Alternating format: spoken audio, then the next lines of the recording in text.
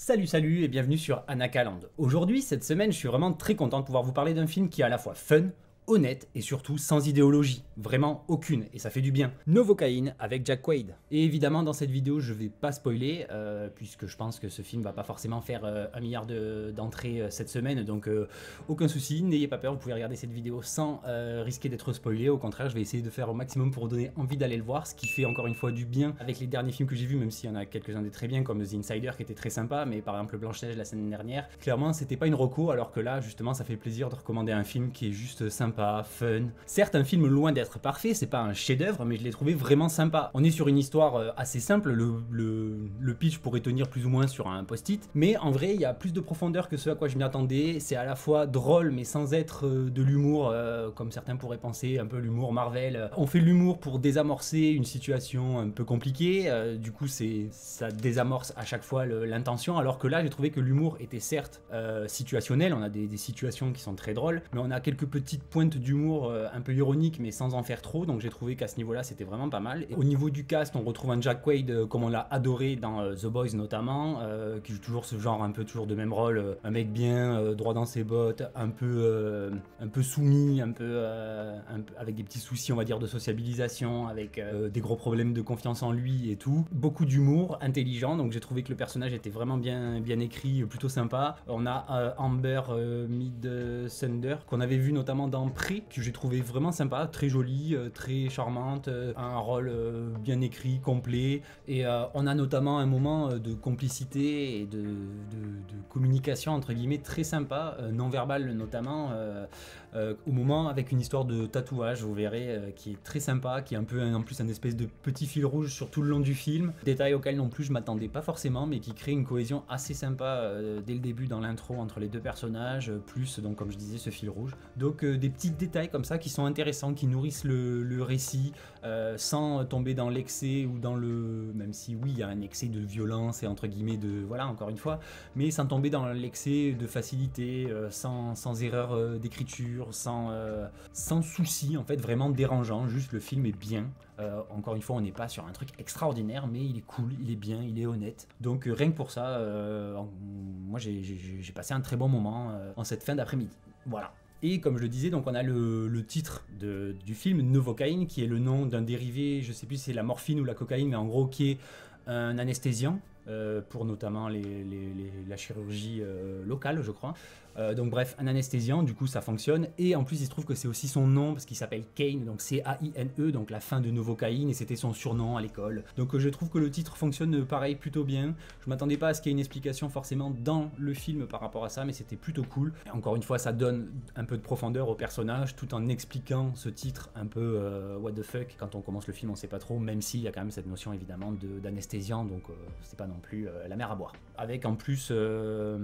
des twists entre guillemets auxquels je m'attendais pas forcément, donc vraiment un film plutôt sympa. C'est pas forcément le genre de film où on pourrait dire on pose son cerveau et tout, parce qu'au contraire, comme je le disais, il y a quand même pas mal de thématiques qui sont intéressantes à analyser. Et au niveau de l'histoire, donc si vous regardez cette vidéo, c'est que vous avez forcément au moins vu la bande-annonce, puisque il y a eu énormément justement de publicité, notamment sur YouTube. Je suis tombé assez souvent sur la bande-annonce, donc j'imagine que c'est aussi votre cas, ce qui me fait presque dire aussi que le film a coûté que 18 millions de dollars pour ce qui est de la prod, mais je pense que le budget com est peut-être aussi, voire même encore plus élevé. Et donc au niveau de l'histoire, pour rappeler pour ceux qui n'ont pas vu forcément la bande-annonce, on est sur un film, donc un gars, Jack Quaid alias Nathan Kane, qui en gros est banquier, mec lambda, un peu geek, pas très sociable, tout ça, qui un jour réussit en gros à avoir un date avec la femme de ses rêves, nanani, et tout s'enchaîne, ça vous l'avez vu dans la bande-annonce, elle se fait kidnapper un jour où il travaille, il y a un braquage à la banque, et du coup il décide de poursuivre les braqueurs pour aller la sauver. Voilà, ça c'est le pitch, donc comme je vous disais,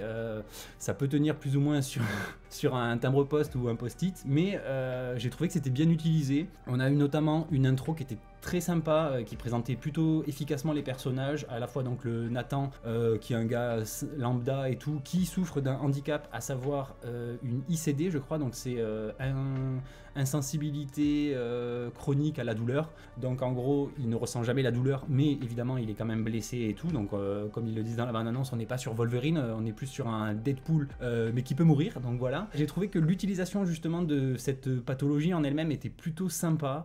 On a des moments qui vont très très loin évidemment, hein.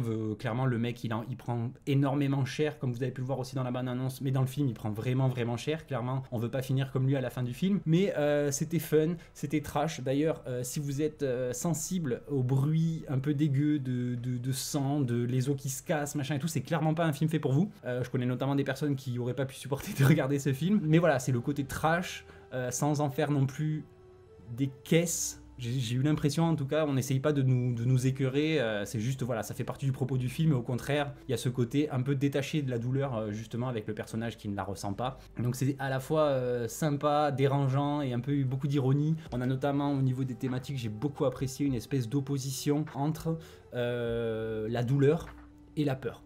On a constamment les personnages qui oscillent entre soit dominés par la peur, soit dominés par la douleur. Et j'ai trouvé que c'était très intéressant, notamment les méchants, entre guillemets, qui eux ressentent la douleur, mais ont peur de rien, sont des vrais méchants, des vrais bad boys et tout machin. Et à l'inverse, le personnage principal qui lui est une chief molle qui a vraiment très peur, mais en même temps qui combat ses peurs. Ça d'ailleurs c'est vachement intéressant au tout début du film, comme je le disais dans l'intro, où on a les deux personnages qui se complètent vraiment pas mal. On en a un justement qui évite de sortir de sa coquille pour pas se mettre en danger, qui a été élevé dans la peur de toujours se faire mal, de souffrir, voilà, vraiment toujours à surveiller les blessures. Le mec par exemple, c'est pas du spoil, mais voilà, en gros le gars il boit que du liquide parce qu'il a peur de se mâcher la langue. Enfin c'est des délires comme ça, des peurs qu'on lui a mis dans la tête, notamment ses parents, il en parle très vite. Et à l'inverse on a cette fille qui elle a eu une vie vachement compliquée, qui elle justement est dans la souffrance, même recherche la souffrance. Je vous dirai pas forcément pourquoi, vous le verrez très vite au début du film, mais il y a vraiment cette opposition entre les deux personnages et cette complémentarité. Donc ça j'ai trouvé ça plutôt cool. Et justement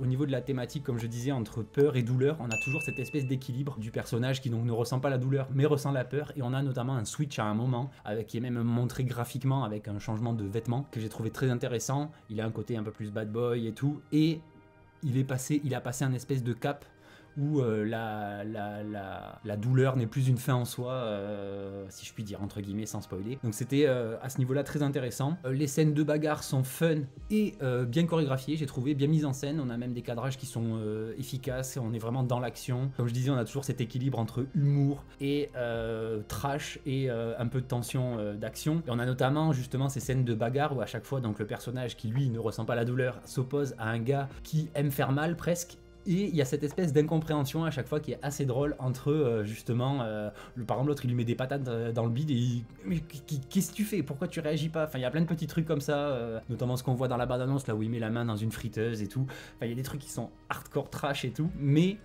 le personnage rend ça presque cocasse, alors qu'en vrai c'est assez hard. Donc j'ai trouvé ça plutôt cool. On a justement un personnage, comme je le disais aussi, qui est très intelligent, qui arrive à toujours à retourner la situation grâce à son super pouvoir entre guillemets. Donc il y a toujours des trucs complètement débiles hein, évidemment, mais au final c'était peut-être la moins pire idée dans son cas de faire ce qu'il fait à chaque fois, ou en tout cas à plusieurs reprises dans le film. Donc ça j'ai trouvé ça plutôt intéressant, plutôt fun, et encore une fois on est sur du Jack Quaid, on est vraiment sur quasiment le même personnage que Yui.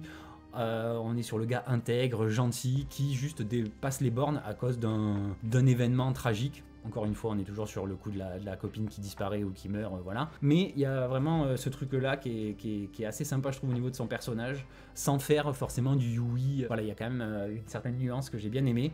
On a par exemple aussi le personnage, enfin un acteur secondaire, personnage secondaire, c'est celui qui est dans Spider-Man, j'ai noté aussi son nom, Jacob Batalon, qui du coup joue un peu pareil que dans Spider-Man, le geek machin, mais encore une fois un peu plus adulte, un peu plus funky, avec de l'humour un peu de geek, un peu méta. Donc pourquoi pas. En plus avec, comme je vous disais encore une fois, une production pas ultra gros budget. C'est aussi pour ça, je pense, qu'il n'y a pas trop de forcing idéologique à l'intérieur, parce que ils n'ont pas eu besoin d'avoir des subventions X ou Y d'organes un peu politisés. Donc non, franchement un film cool, efficace. Et donc ouais, ma recommandation de la semaine. Après il y avait plusieurs films très sympas qui sortent cette semaine, donc voilà, mais j'ai choisi de vous parler de celui-là cette semaine puisque ça a été une bonne surprise, et surtout, comme je vous le disais, ça fait du bien un petit peu de parler d'un truc qui est juste bien. sur lequel j'ai pas forcément de reproches à faire. Après, si, il y a quelques personnages secondaires qui sont un peu écrits, on va dire, à la va-vite, un peu rapide. Par exemple, les flics au début, la manière dont ils sont introduits, j'ai trouvé ça un peu dommage, enfin un peu pas ouf. Mais c'était fun, l'histoire était se tenait. En plus, il n'y a pas trop d'incohérence non plus au niveau de l'histoire, même si clairement le gars il aurait dû mourir 10 fois. Parce que, ok, les hémorragies, on met des pansements, machin et tout, la douleur, pas de douleur, ça d'accord. Sauf que bon, les muscles, quand ils sont blessés, ils fonctionnent plus, même si t'as pas mal. Il y a quand même plein des petits trucs, on va dire, sur le côté, on va dire, entre guillemets, médical, physiologique, qui sont un peu à la fois trash et où on se demande si jusqu'où va la suspension d'incrédulité, mais bon, dans le film ça fonctionne. Donc encore une fois, oui, moi je dis oui, je valide, et donc un film à voir. Voilà, je pense pas avoir beaucoup plus à vous dire là-dessus. La vidéo aura été assez rapide, surtout que je veux pas rentrer dans le spoiler, il n'y a pas vraiment besoin. Comme je vous disais, il y a un petit twist qui est assez sympa, auquel je m'attendais pas du tout, et qui a très bien fonctionné. Le final, pareil, on n'est pas dans le truc des bisounours, on n'est pas non plus dans le truc trop dans le pathos et tout. Je trouve qu'il y a un équilibre qui se fait très bien au niveau du finish, notamment même avant au niveau du climax, qui est très sympa. Donc voilà. Recommandation clairement de la semaine, si vous voulez voir un film sympa dans lequel il n'y aura pas de prise de tête, qu'il n'y aura pas de polémique, qu'il n'y aura pas enfin voilà, avec juste un sous-texte fun sur la complémentarité de deux êtres humains qui s'aiment, sur deux parcours de vie différents, sur même plusieurs parcours de vie différents, et avec ce fond, comme je disais, très intéressant sur équilibre entre peur et douleur. Qu'est-ce qui se passe quand on n'a pas de douleur? Et bien au final on a encore plus de peur qu'on en aurait si on ressentait la douleur, mais en même temps l'un n'empêche pas l'autre, et d'aller au bout de ses convictions, et de là par amour il va accomplir l'impossible presque. Voilà, donc il y a toute cette petite notion de douleur, peur, que j'ai beaucoup apprécié dans le film, qui est un peu en filigrane mais que j'ai vraiment ressenti presque sur chaque personnage. On pourrait appliquer cette ambivalence et trouver un degré différent de peur et de douleur entre chacun. Qui est d'ailleurs variable selon les moments, hein, parce qu'il y en a qui prennent vraiment cher aussi, et eux pour le coup ils souffrent, donc voilà. Et ouais, non, un film qui se tient, même au niveau de l'intrigue en elle-même, il n'y a pas forcément de trucs où on se dit ok, c'est un peu trop facile. Voilà, il y a des gens qui l'aident vite fait de l'extérieur pour qu'il puisse avancer dans son enquête, entre guillemets, dans sa poursuite, et ça reste cohérent. Il n'y a pas de truc où on se dit bon là c'était un peu facile, rapide, enfin un raccourci scénaristique ou quoi que ce soit. Donc ouais, un film qui est efficace, fun, et comme je le disais, surtout qui fait pas d'idéologie. On n'a pas de wokisme, on n'a pas à l'inverse de anti-wokisme ou quoi que ce soit. On a juste un film qui est honnête, qui a été écrit pour raconter une histoire de telle façon, et qui nous est livré de façon honnête et efficace, encore une fois. Donc au final, pas grand chose à dire de plus que juste un bon divertissement, un film fun, qui un peu moins de 2 heures de détente, avec certes des petits moments un peu de cringitude, si jamais vous êtes justement, comme je disais, un peu dérangé par ce genre de trucs. Il y en a que même moi ça me dérange pas, au contraire ça a plutôt tendance à me faire rire en général sur les films d'horreur ou quoi, mais là j'avoue qu'il y a un ou deux moments où on souffre un peu pour lui, donc voilà, assez sympa. On est en gros sur un John Wick de Wish, parce qu'il prend cher, il sait pas se battre et tout, mais comme je disais, il a toujours la bonne idée pour s'en sortir et tout. C'est très drôle de le voir se faire défoncer, avec ses petits cris de gazelle là quand il se fait maraver. Enfin voilà, c'est très fun. On n'est pas sur, encore une fois, un chef-d'œuvre, on est sur un film que je trouve efficace, sympa. En plus on est sur un tout petit budget, donc rien que pour ça, ça vaut le coup. On n'est pas sur des très très grosses productions qui ont balancé des millions juste pour faire de la com et tout, même si, comme je vous dis, il y a quand même eu une sacrée com sur le film. Mais je trouvais ça plutôt efficace. Les décors, tout, franchement, une réalisation qui est efficace, qui est pas trop scolaire, sans non plus en faire trop parfois, avec quelques moments très fun. On a quelques ralentis sympas, des mouvements de caméra qui sont assez cool dans le feu de l'action. Donc ça fonctionne plutôt bien. Donc voilà, en gros, un film que je vous conseille clairement d'aller voir si jamais vous avez envie de vous détendre et de vous amuser pendant 2 petites heures cette semaine, ce week-end, quand vous voulez. Voilà, donc j'espère que cette vidéo vous a plu. Si c'est le cas, évidemment, un petit like, un commentaire pour me dire si vous avez vu le film, si vous avez peut-être envie de le voir. N'hésitez pas à vous abonner aussi si ce n'est pas déjà fait. On est en route pour les 5000 abonnés. Ça va même plus vite que prévu. À la base, on était censé arriver aux 4000 à la fin du mois. On est déjà en route pour les 5000, donc encore merci. Et sur ce, à très vite sur Anakaland. Bye!